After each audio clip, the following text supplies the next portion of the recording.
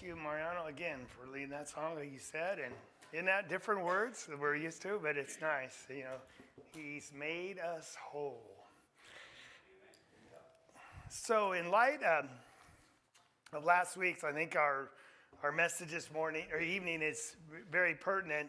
I had already planned on doing this. I didn't realize how relevant it might be. But I asked you to open your Bibles to Romans chapter 8 and verse 28.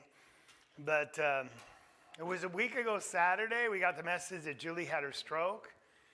And then the next Sunday, of course, the Rouse coming back from dropping off the daughter or the granddaughter, stepdaughter, I guess. Is it? Yeah. They're in that head-on collision. And, of course, Bob's still in the hospital with a broken neck, two vertebrae. Wasn't quite as head-on. It's a little bit on the side, yeah. Yeah. He tried to explain it.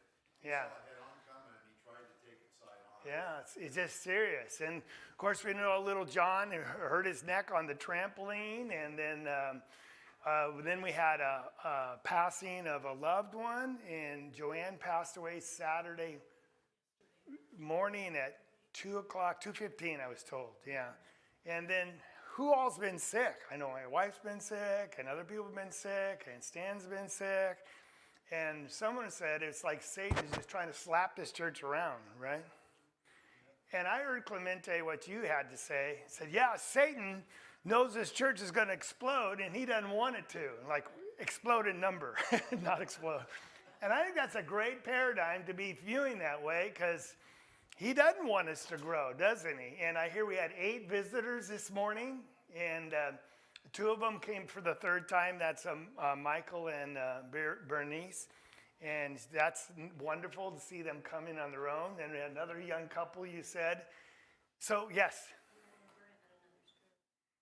Oh, Roberta, yeah, another stroke. Yeah, I'm sorry. Thank you. Because there's other things. It's just been a hard week in many ways. And so we look at this verse that we're going to look at. It begins actually in verse 18. So I want you to see that there in Romans chapter 8. Now, we all know this chapter and this verse. It's probably as familiar, second only to John 3:16, for God so loved the world. But yet it's so misunderstood and it's certainly misapplied. But it's so important to us because it's going to help us so much, especially in the light of what's been going on. But notice verse 18. Paul says, I consider the sufferings of this present time are not worthy to be compared with the glory that is being revealed with us. Now, we're all suffering this week, right? In many ways. And life is just punctuated with suffering. It's just the way it goes. We have good times, and then boom, boom, right? And Paul's been beaten. Paul's been stoned. He's got scars on his backs. And he's wanting to get to Rome. And he doesn't know he's going to go there as a prisoner. And he says, hey, brethren, I know we're suffering in this present time. But you can't even put them in comparison to this glory they're going to receive. He said, we don't even talk about them because they don't even compare. In other words, Paul has an idea of how great heaven's going to be, that sufferings are just like nothing. But in a moment, they're everything, aren't they? And so look in verse 26. He acknowledges that suffering's painful. And we groan and we weep because he says, in the same way the Spirit helps our weaknesses, for we do not know how to pray as we should. Can we say amen to that? Amen. There's sometimes you're just hurting and you don't know what words, and you just grasp and you just cry to God and you groan, and that's appropriate. So is Paul minimizing the pain of suffering when he says it's not worthy to compare to the glory? No, he says it's real, isn't it? It's real. For we do not know how to pray as we should, but the Spirit himself, thank you, Lord, he intercedes for us with groanings too deep for words. When you don't know what to say, and you're just at your wits' end, and you just cry, Lord. The Spirit said, Lord, this is what he's trying to say. So Paul is not trying to minimize anything, because suffering is real. But there's something so good for us that it makes it all worthwhile. So when we look at this and consider it, gets to our text that we're looking at in Romans chapter 8 and verse 28. And again, it's one that, again, it's a favorite of many people because it's so profound. We know that God causes, does your Bible say everything or all things? All things. What does that include? Yeah. Good things, bad things, suffering, good times, blessings, right? God causes all things to work together for good to those who, and it's qualified, those that love him and are called according to his purpose. Now, there's lots of things I do not know. And I don't think we'll ever know. It's okay to question why when suffering. And I spent time talking to Brett and his wife, Serena, over Josh, the one that lost his leg in that terrible motorcycle accident. And he says, the guy is a good kid. He was faithful everywhere he goes in the service. He'd worship God. And Brett said, I just ask why, right? And in the midst of it, we ask why. And we went over some of the reasons for suffering. Sometimes it's just time and chance, right? Wrong place at the right time, or the right place at the wrong time, however you want to put it. Sometimes we're reaping what we sow. There's a direct result sometimes of my actions and the consequences. Sometimes they're good, but sometimes they're bad. Sometimes it's because we suffer because of the evil of others. In this case, Josh, who was a drunk driver that crossed the lanes and trying to pass on a double white line, and he's going, why? Now, Paul says we groan. It's okay to ask why. It's okay to cry, but it's always sinful to complain. And at least accuse God. That's always sinful. Because we will never know always the why. Sometimes we will, especially when it's my own actions. There's a lot of things I've done, that's why I reap what I sowed. But most of the time, even God disciplines those he loves, right? And all discipline seems sorrowful for the moment, but afterwards it yields the peaceful fruit of righteousness. Like, oh, I get it. And so when you discipline a child because you love them, they always cry, but afterwards it nurtures them into the image of their parents. And notice that's what he's trying to say in verse 29. For whom he foreknew, he also predestined to be conformed to the image of his Son, that he might be the firstborn among many brethren. And so the good work that God's trying to do is to get us to grow up to look just like Jesus. Isn't that beautiful? So I don't always know why bad things happen to good people. I don't know if it's God's disciplining me or it's evil or it's time and chance, but there's one thing we know. And Paul says it. It's not a guess. I'm not wishing, I'm not hoping. He says, we know. It's for certain. And that's why this is so comforting, especially in the times of trial and suffering. So we're going to look at some of the misuses of this verse. Then we're going to break down what the verse really means. Then we're going to look at some examples of God causing things to work out for good. And if we had time, you could tell your own story. And maybe we will, but you know how I go. So it's usually long, so you probably won't have time. We know the world abuses this text, doesn't it, all the time? And they do it in several ways, and I'll just share some of them. One's this kind of, I'll call the magical happy ending guarantee. In other words, God makes everything turn out great in the end, and you might be suffering now, but it'll be over quickly because God's going to bless everyone. Well, that's not what it's saying here, is it? He's not going to, make everything happy for everyone, because a lot of people died on a cross for Jesus, right? A lot of people were burned at the stake or died in prison as martyrs. It's not a magical happy ending on this earth, but it will work out for the good in the ultimate picture, won't it? Sometimes people make it minimizes pain. Like, I know you're suffering now, but just cheer up because God's going to work it out for good, so be happy. That's almost patronizing and rude, isn't it? It's very offensive. When pain and suffering is a real emotion, Paul acknowledges that we groan. For someone to say, oh, just cheer up, it'll pass and it'll work out for good. No, this doesn't deny the reality of evil and the pain and the grief that comes with it. It only promises purpose in your pain.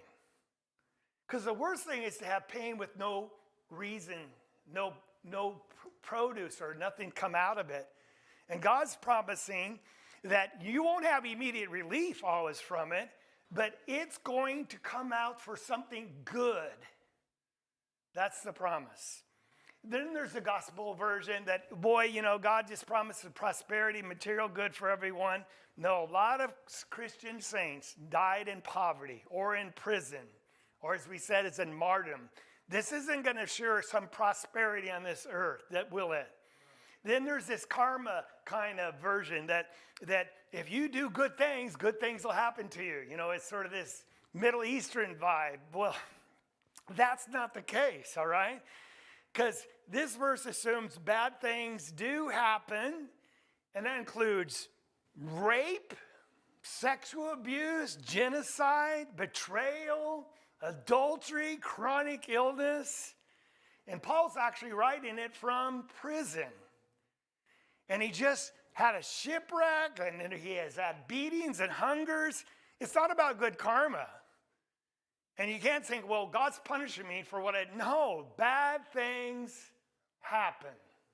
We don't know why, but we do know something. There's a promise attached to our sufferings. And the last one is universalism. This applies to everyone. No, this promise is limited to believers, and a special kind of believer. Those that God loves and those who are what? Called according to his purpose. Now we're going to talk about that in a second. But so what does it mean? Because it's none of those above. So when we break it down, the word I know literally means to see with the eyes. And I know you don't care about this, but the common word in Greek for know is gnosko. It means I know. I know. This word is more intense because when you see some with your eyes, spiritually it's saying, oh, I get it. It's about perception.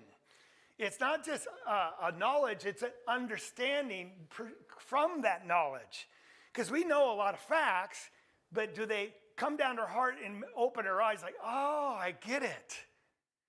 And so that's what the word literally means, to see what you mean or to perceive something as true. It's used by Jesus, actually of God the Father. In Matthew chapter 6, I have that one up there in verse 8. It says this, and you can finish it. Your Father knows what you need before, and that's the word knows. He's so intimately aware of your problems, your needs, your sufferings, your groanings. Before you even make the request, he already knows it. Is that an intimate knowledge or awareness? And Jesus himself says it in chapter 8 of John. I know where I came from, and I know where I... So here's the creator of the heavens and the earth. It was all made by him and for him. He's down as one of us, and he says, I know where I came from. Of course, the Jews don't believe it. They think that's blasphemy to say you're from heaven. But does he see it in his eyes? Yeah, he's been there. And he said, I know where I'm going. So Paul is saying this to you and me. There's one thing I want you to go away from this text, this whole suffering thing. You have to learn one thing, Paul's saying. Perceive with your heart and your eyes spiritually that you know without a doubt, whatever you're going through, God's going to orchestrate it into something beautiful. Well, how can he take a death, or in this case, Josh being hit by a motorcycle, losing his leg, and can't even go through therapy because he's not been cleared to stand on his broken hip and that's pinned together with 4 different bolts and stuff. How can you see that? It doesn't matter if you see the good, you just have to believe what? It's going to happen. Yes. All right. So that's the word I see. Now the word works together. It's a word which we get synergy from. And it means to work alongside beside someone. So here, synergy is a very important word. So if I have Stan and I, we're digging a ditch, or we're just doing some work, and we're doing it separately, he does 1 unit of work and I do 1 unit of work. But if we work together, will we get 2 units done? With synergy, you help each other. It might be 3 or 4 units, whatever the work is, right? That's what this word means. And that's the English word that comes from this Greek word. So what is God working with here? Not you. What's he working with? All things. What are the all things? Suffering. In this context, it's suffering.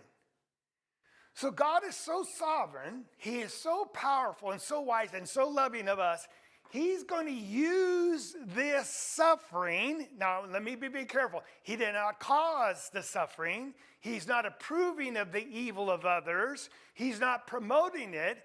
But he is so great and so loving, he can use the suffering caused even by others. He'll work with it to achieve his glory and your good. Now, how does he do that? Let's let him be God. Because that's what he's doing. That's what he does. You say, well, I don't understand how the death of my loved one can cause good. Just believe that it will. Because that's the God we serve. And this is a promise. You just got to be faithful and grieve and cry, but get stronger and just watch what God will do. Now, that's the promise. Now, when you look at that, it's eye-opening, isn't it? Actually, it's crazy. God, knowing, will provide these things for good. He'll work it out for our good. It's used in Mark 16 and verse 20 when Jesus sent the disciples out into the world. And they went out and preached everywhere. And the Lord worked with them. Who said that? Oh, yo, you're already there. Good for you. With the signs and wonders. So there's this synergy. They're doing the preaching. God's working with them. And is it always going to result in fruitful success? No. Yes. Well, when God's working with them, all right, it always will. Now it says he works with what? All things. The bad and the good. He doesn't cause the bad unless he's disciplining you. You with me? But don't blame him for the bad. But he weaves the events of your life into something which is beautiful according to his divine purpose. So a violin, does it make an orchestra? No. It does synergistically with every... You have to have all the pieces working together on the same score of music, playing together to get some beautiful sound that'll make you weep even, right? God's working with all things, and they are out of tune. They're discord. They're suffering. They're evil. They're terrible. He puts them together and makes them something beautiful. Who's the only one that can do that? Now, do you believe it? So I'd like to see it. We'll just be patient. It always happens. Always. Someone had their hand up. Yes? Well, when you look at the patience part of it, what I look at, and again, I think of that passage, and it's hard for us in real time to see it Oh, yeah. every day. Yes. But what you look at is, like in 1 John 4 and verse 4, I mentioned it this morning, again, he who is in you is greater than he who is in the world, and that's what gives us the patience to stay faithful to the end, because God's going to work that out for good as long as you remain faithful. That's right. He's there with you in that suffering. And that's why we have to sing that song, Lord, Open My Eyes, because we can't see it often in the moment, but we just can go back to the promise. God's going to do it. Okay, Lord, I will weep and cry, and we'll weep with those that weep, but we're going to trust in you. All right? So the next word I want you to see here is all things. That's everything. But here it's the qualification. It's for, first of all, it's those who love God. Doesn't it say that? Now we know the love of God is not just this feeling in your heart. It's such appreciation, gratitude, and love for what he's done for us. I will do anything you ask. Jesus said, we know, if you love me, you're going to keep my commandments. And he who doesn't keep his commandment doesn't love him. He says that in 1 John.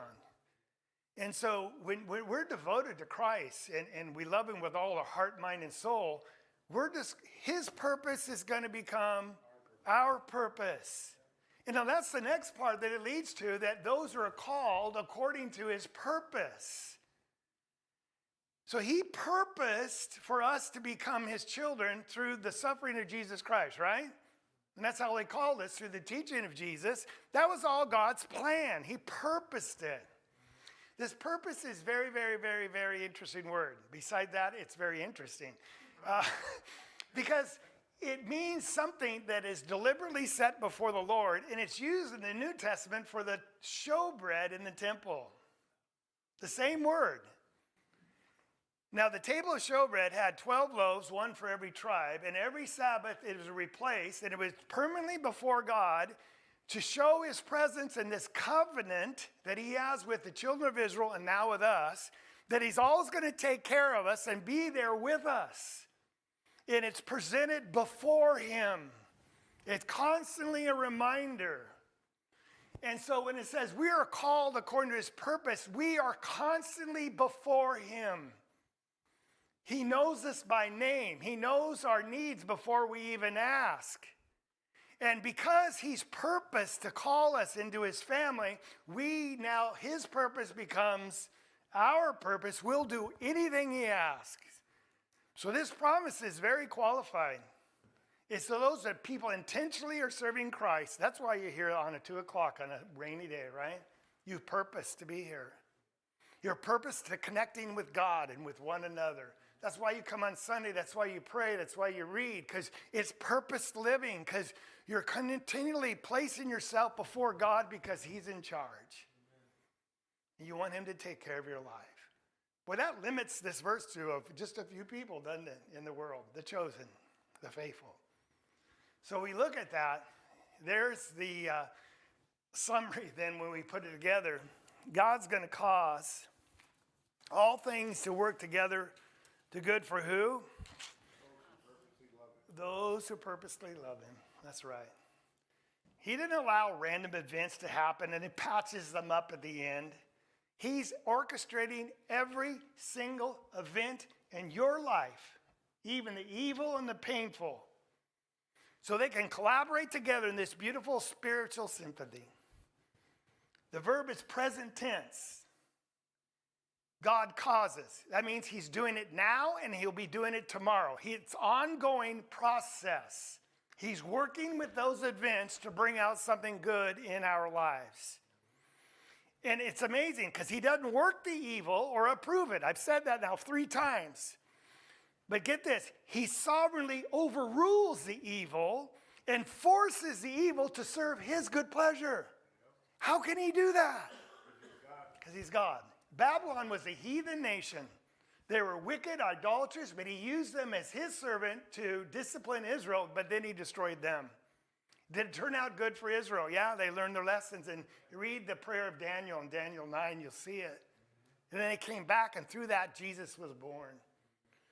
So this is the synergy that's happening. And so when you look at it, let's just tell some stories. You know these stories, so we can go over them really quickly. My favorite is Joseph's story. What was his only problem? His father loved him more than the rest, right? That's the only problem he had. And of course, then he had a dream because God chose him. All your brothers and your parents are going to bow down to you. So he goes out to check on him. Here comes the dreamer. So they throw him in a pit, going to kill him. So they decide not to kill him, sell him to some Ishmaelites. He becomes a what? All he had was this beautiful coat of many colors. Now he's a slave. He rises to the top of Potiphar's house, but then he's accused of what? Rape. Wrongly so. And now he goes from a slave to a prisoner. And then things work out well for the baker and the wine cupbearer, but he's forgotten, deserted. Is this guy suffering? And you know where his heart is all the time?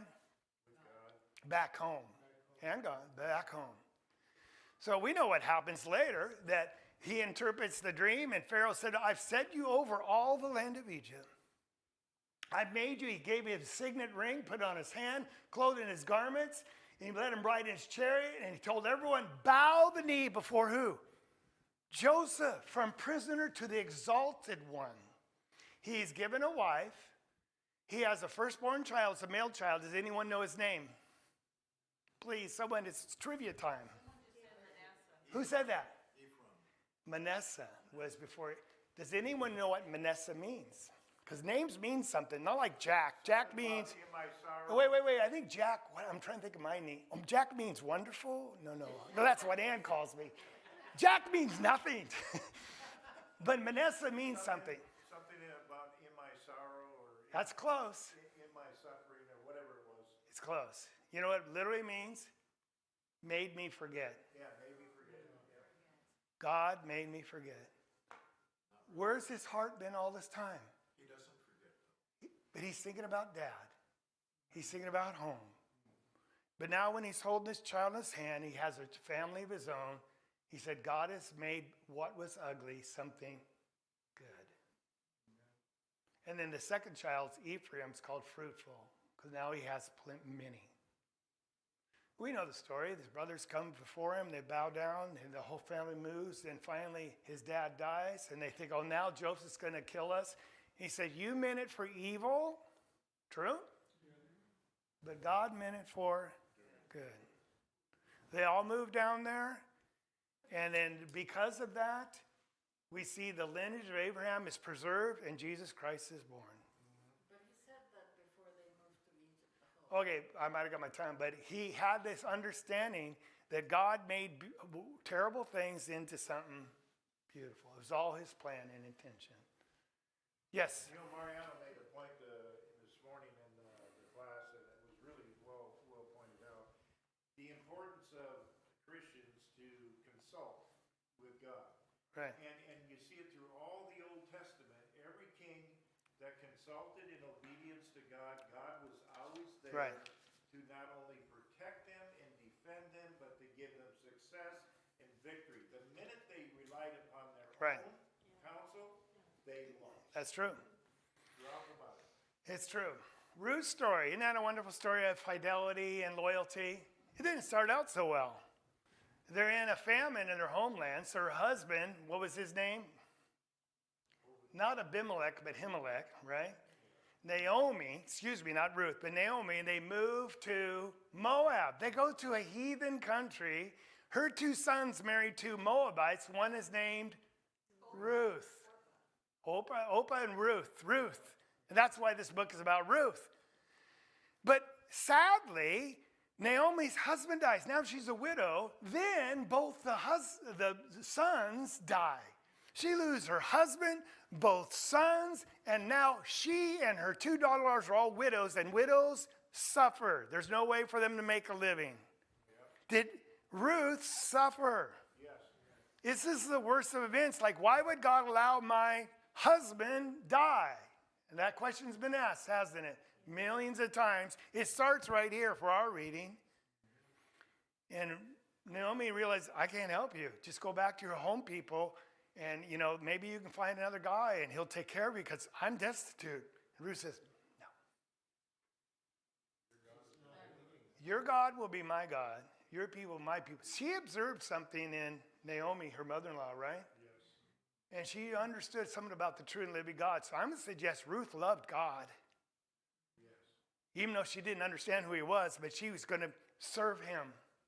His purpose was going to be her purpose. And now Naomi tried to talk her out of it. She insisted, and so they goes back. We know the story.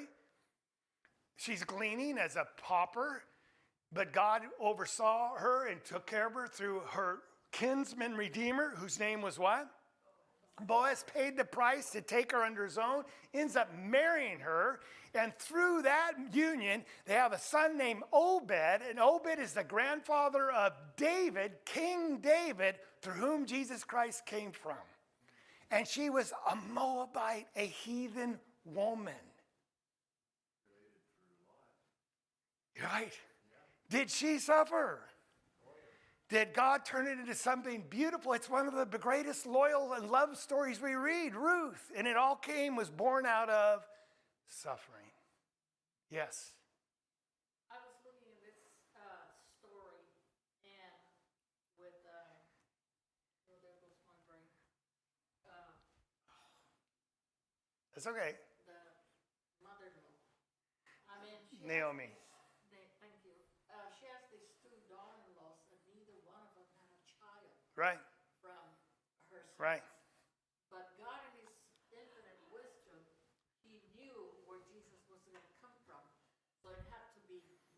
Yeah, and Boaz. exactly. Isn't that beautiful?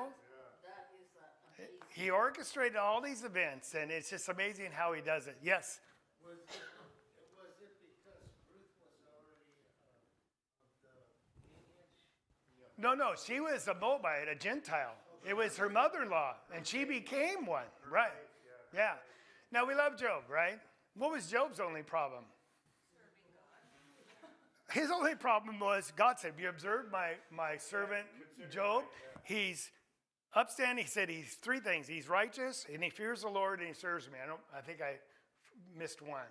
But this guy, there's no one like him in the land. And Satan said, just let me at him, and then we'll see if he's faithful. And so here Satan causes evil. We know this time because he's the one that did it, right? And it was terrible. He lost his children. He lost his produce. He lost his wealth. He lost his home. And he lost his wife because she said, curse God and die. But in the end, what happened? The Lord blessed the latter days of Job more than his beginning. He died an old man full of days. Did he have a successful life in the end? Yes. We love Job because it shows us a story of endurance and patience under trial. It's even mentioned in the New Testament. And without his suffering, we would not have this story. Yes. Well, I was just thinking, I once told Mariano, verse 15 there. Yeah. All the land, no women were found so fair as Job's daughters. Beautiful daughters. And Mariano said, Heather, that was that generation. Well, until Ann and I were married, then we have the most beautiful daughters. Good point. Good one. All right. Next story. Esther's story. Isn't that a beautiful story? This is a terrible story, the way it begins. She's an orphan because her mother and father both die. She's a virgin Hebrew girl living in an occupied territory by King Xerxes, probably, living with her uncle. And because the king gets mad at his queen, that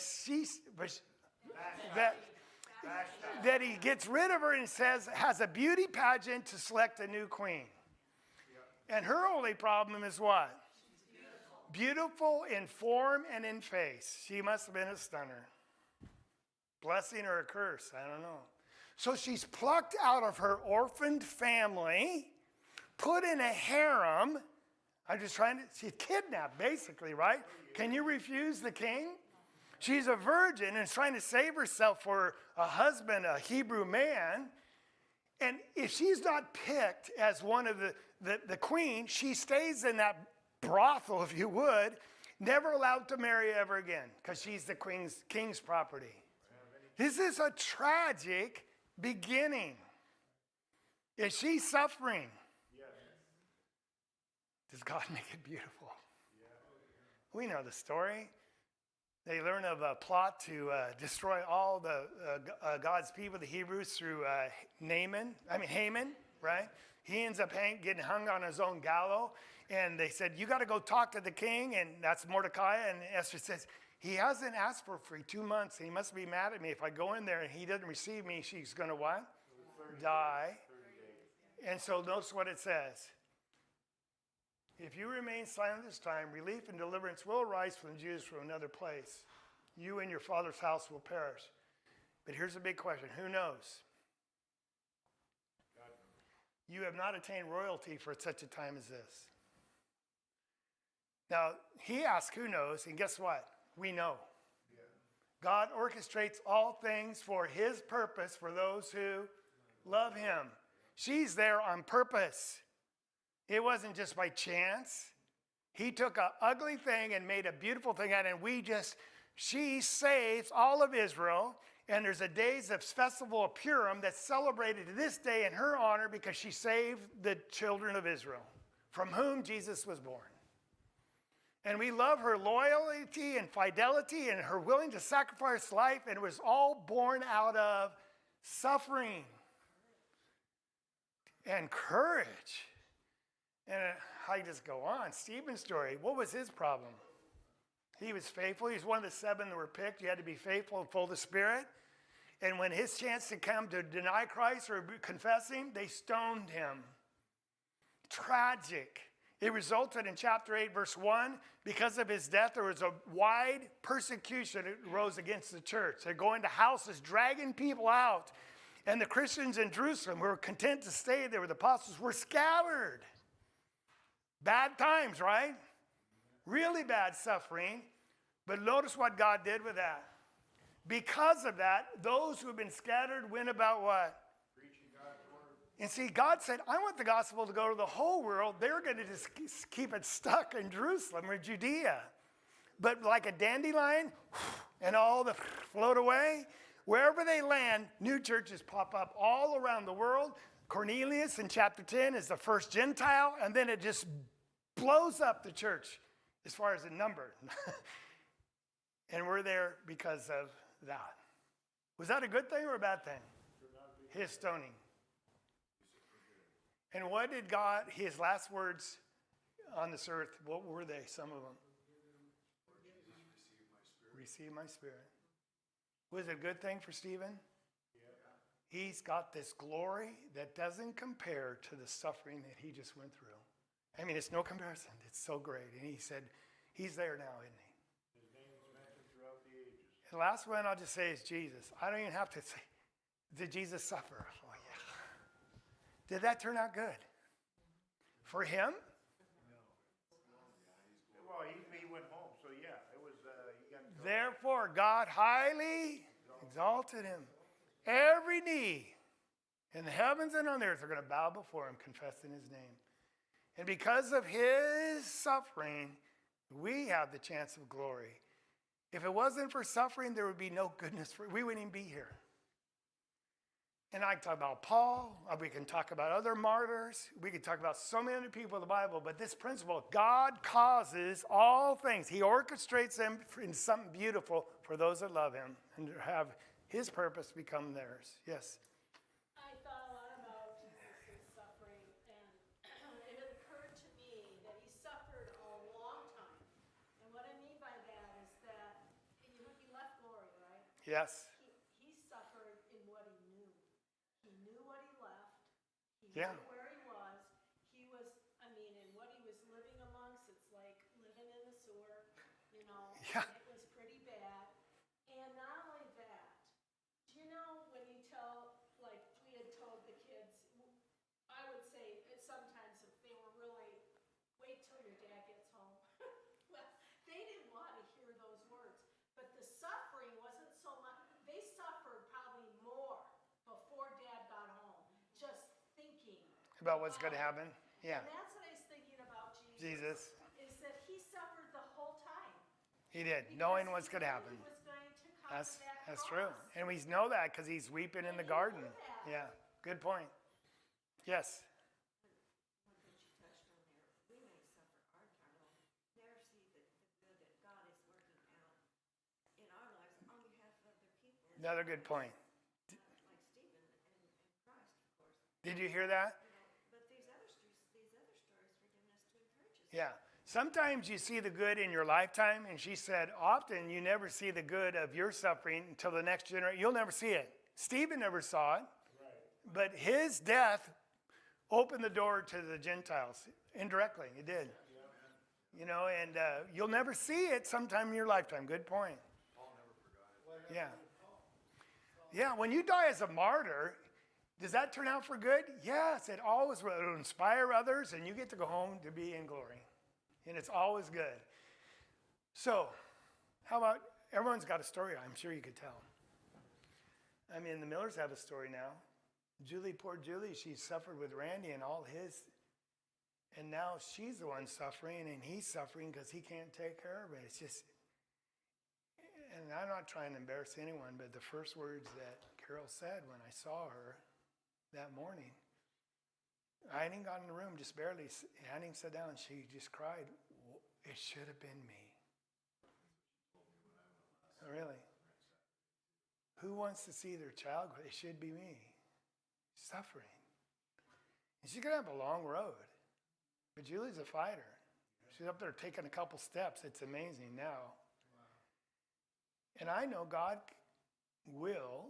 And I'm trying to not minimize the pain and the grief because we don't want to patronize him. That's just offensive again. And so we don't go, don't worry, God's going to cause. That's not helpful. But we know what? God's going to cause it out, work it out to be something glorious. Maybe through her, maybe through her recovery, maybe it bringing her lost children back to the Lord. Who knows what it'll be? But suffering, it's terribly grievous at the moment. But this is the peace that gives us understanding.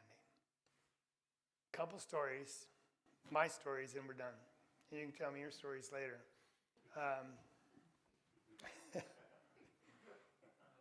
Because I know I wouldn't be who I am today if it wasn't for all the things I've suffered. Some of it was others. Most of it was my own stupid mistakes, but God's carving you and disciplining you into something that is in the image of Jesus Christ. I would not be who I am, but be able to teach what I teach, my understanding of Scripture, or just stand before you if it wasn't for suffering. I know that. I think I've told you about my mom being in an accident, losing my sister that I've never met, age 4 or 5, named Kathy, and then she lost another child at 2 weeks at Glenn. Talk about suffering. And I'm not going to talk about my mom, I'm going to talk about me. They wanted 6 kids. They had 8 children. If the first two hadn't died, the last 2 wouldn't have been born. I wouldn't be here. Now you might say that's a good thing. But for me, it's like I wouldn't be here perhaps if the 2 hadn't died. I wouldn't be preaching. I wouldn't be doing anything. And so in that sense, in my life, I could say it's a great thing. And I can, not that I wish they're suffering on, I wouldn't even be here. It's hard for me to think about that. But how would you know you won't be here? That's a good question. It's just, to me, I get lost in the thoughts. But I'll tell you something even better. And I'm not going to embarrass Heather. It's not my intention, but she almost died because of her epilepsy. What, 6 years, 8 years? How many years? Was it? Mom says 8, I say 10, but. All right, we'll go 9. And did we suffer? Most of all, she suffered. But it's hard to connect dots. Like Ruth ended up in King David being born, which the promise was made to him, someone's going to sit on your throne, Jesus, and he'll rule forever. And it's hard to connect the dots sometimes in our own life because God doesn't spell them out like in the Bible. But I've thought about this a lot, about where she was and where she is now. He would not be sitting there without that epilepsy. She wouldn't have went to Chile. She wouldn't have learned Spanish and went on a mission trip and met him after being in a terrible relationship with another David, and this turned out to be the right David. He wouldn't be here. They wouldn't have adopted a young little girl thanks to the help of others, and a lot of suffering there, wasn't there? And they wouldn't have moved into their brand new house for them. And I think it all goes back to epilepsy. Because I have 2 other children who are not faithful to the Lord. And I could expound on that, but I see the cause and effect. And I just say, thank you, Lord. Amen. Not for the suffering, but for what the beautiful things you brought out. And he would not be here with us. And all they say at McMinnville, oh, we wish we had Mariano back. He's not for sale. Isn't God amazing what he can do? Amen. Isn't amazing? Yes, Esther. Can I expand to the story of these 2? Sure. The idea that they have that little girl, and I have told her that I think, I'm not speaking for God, but their little girl was born for them. The idea that the mother is Heather, she's Heather. I don't know if you know that. The biological mother's named Heather. The father, the biological father is David, so is David. But just the thought, the whole thought there that she's trying to have a baby, and those things didn't work, I'm sorry. But here's a child, a little girl, didn't know she's gonna be loved by them. And I told Heather that I think she was born for them. Did you hear that? And it's hard to argue with that because so many things had to fall into place. It's amazing. And they tried to have children. She's had many, miscarriages. Yeah, I appreciate you saying that. And we'll look back, and sometimes when we get to heaven, we'll go, Lord, and maybe we'll find the answers why. But you know what? When we're there, we won't even care anymore. No, you're gonna be so happy there. So we won't always know why we're going through what we're going through, but just let this promise sink in. God's got a plan for all of us. He can turn anything around and make it beautiful in our lives. Amen. Yes. I won't be important. You'll just be glad you're there. Absolutely. All right. So we know it's all worth it. And I'm just going to finish with this verse. What should we say to these things? That's how Paul ends in Romans 8. He asks the question, considering what we just talked about, what are we going to say? Here's the question. If God is for us, and he is, who could be against us? Let him take my life. That's fine. And that's what he's saying. Because he says, in all these things, we